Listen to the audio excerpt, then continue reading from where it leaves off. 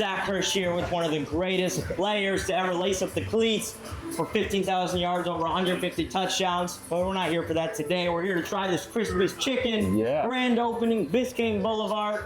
I'm excited to try this, man. I gotta tell you, I haven't had bread, I haven't had fried food in 3 months. But when Randy Moss tells you something is really fucking good, you gotta try that. I'm with you. 3 months? Mine was 7. Oh, yours was 7? Mine was a 7-month stint. Tell me what you think. I want your honest opinion. I'm gonna give you an honest opinion. Okay. I love the shirt as well. Appreciate you. Honored to be here with you. That's the chicken parmesan. Oh, that's 3 bites. Be honest now. You got a lot of people watching. Be honest. That was really, really, really good. What did you taste? Just tell me one. If there's one thing you taste in there, what is it? Savory, sweet. Okay. It's like a perfect blend of cheese, sweetness, fried foods.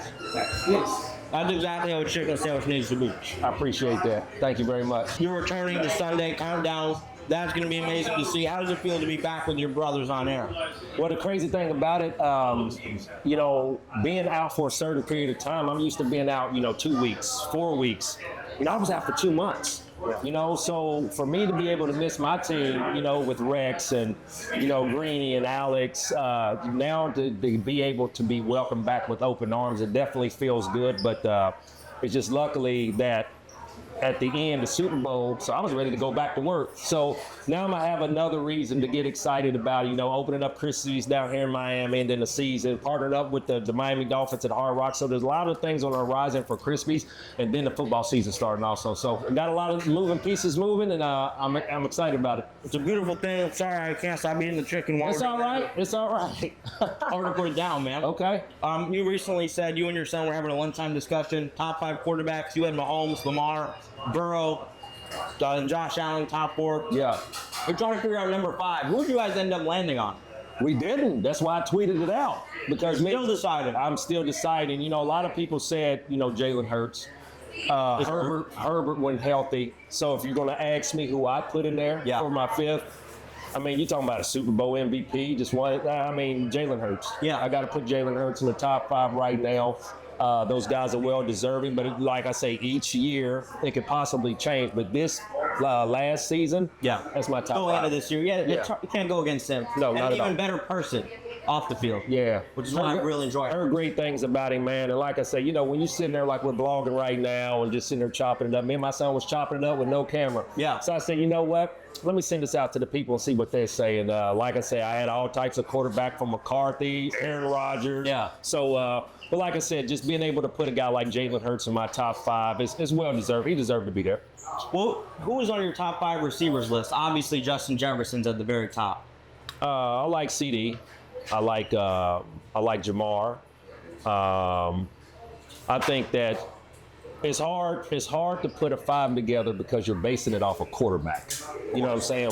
Is the ball being delivered on time? You would know that better than anyone. So I'll tell you this. I'm going to give you the guys that I think in the National Football League that can just put up any type of numbers no matter what the quarterback is. I'm a big fan of Garrett Wilson's. Underrated. I'm a big fan of his, but I like Jamar, I like Justin, I like Tyreek. One more sleeper. Sorry, I gotta keep eating that. I was gonna have it. Man, you saying you haven't eaten no bread and let's go. Go ahead, man. Put it down. Hey, just letting y'all know what's going down That's here, how man. good it is. I can't put it down. 29-17 Biscayne is going down. You gotta come through. You gotta come and taste it. But I think when you look at the wide receiver, I'm gonna tell you, to change the subject real quick, I'm gonna tell you a guy that I think is gonna have a phenomenal year. I look for a big year out of Pittsburgh.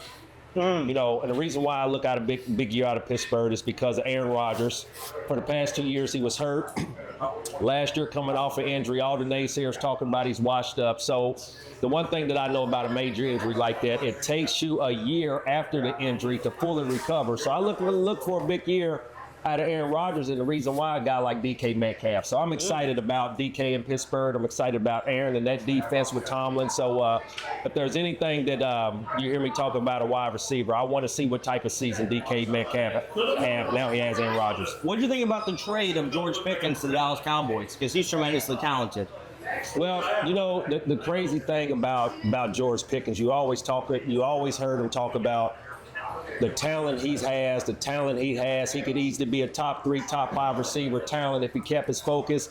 Well, now you're going to Dallas. Yeah. And I think the biggest concern for me in Dallas is, do they have enough footballs to go around? CeeDee Lamb is going to get his targets, okay? Now you got to find a way to get George Pickens. If it doesn't go through CeeDee Lamb and George Pickens, I don't know what the Cowboys are going to look like this year. But those two right there could be like Jamar Chase and T. Higgins in Cincinnati. They can definitely put up those type numbers, but it's all about Dak and who's calling those plays. Do you think the Bengals are going to have a bounce back season? They disappointed a little bit last year, didn't make the playoffs. I'm going to tell you something about the Bengals, and I'll leave it this. One quick thing. You're talking, I think it was Hendrickson talking about a contract, talking about contemplating retiring. Then you go draft the guy from A&M. Then you're messing with his money. So the guys that you're relying on to come and be a missing piece to your organization, you're playing with their money. Yeah. And one thing about anybody, it doesn't even have to be professional sports.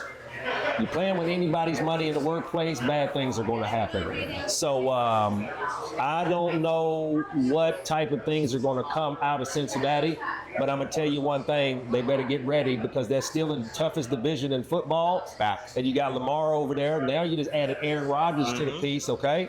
So now, could they possibly be the laughingstock of that division where they were the top of the division with them and the Baltimore Ravens? So like I say, they got a lot of answers to answer on the defensive side, and as productive as the pass rusher Hendrickson was for them, man, they're going to miss that. So hopefully they can figure some things out, but I really think it's going to definitely decide on what their defense and the pass rushers are going to do for them this season.